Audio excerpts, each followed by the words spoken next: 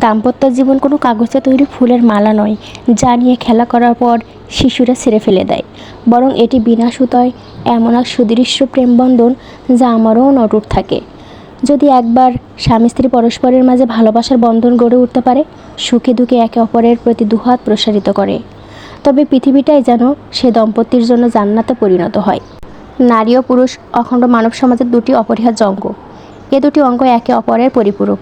এর কোনো একটাকে বাদ দিয়ে সমাজ বা দাম্পত্য জীবন পূর্ণতা লাভ করতে পারে না। কাজে দাম্পত্য জীবনে স্বামী স্ত্রী প্রেমবন্ধন পারিবারিক উন্নতি অনিবার্য শর্ত। বৃহত্তম দাম্পত্য জীবনে সার্থক, সুখময় ও সুন্দর রূপে গড়ে তোলার দায়িত্ব বিশেষ করে নারীদের উপরেই।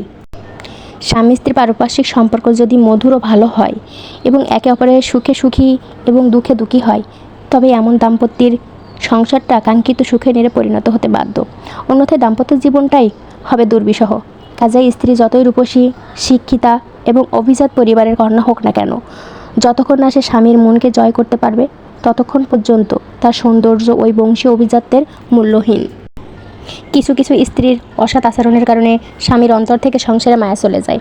অবশেষে অসহায় স্বামী সংসারের উপর বিরক্ত হয়ে একসময় পরিবার পরিজন ছেড়ে অন্যত্র পাড়ি জমায়।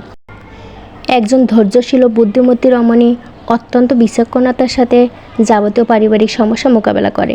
এরা হাজারো প্রতিকূলতার মাঝে দাম্পত্য জীবনকে একটি সুখের নীড়ে পরিণত করে তোলে। ফলশ্রুতিতে সে নিজেও সুখী হয় এবং অন্যদের মাঝেও সুখ বিলিয়ে দিতে বাধ্য হয়ে যায়।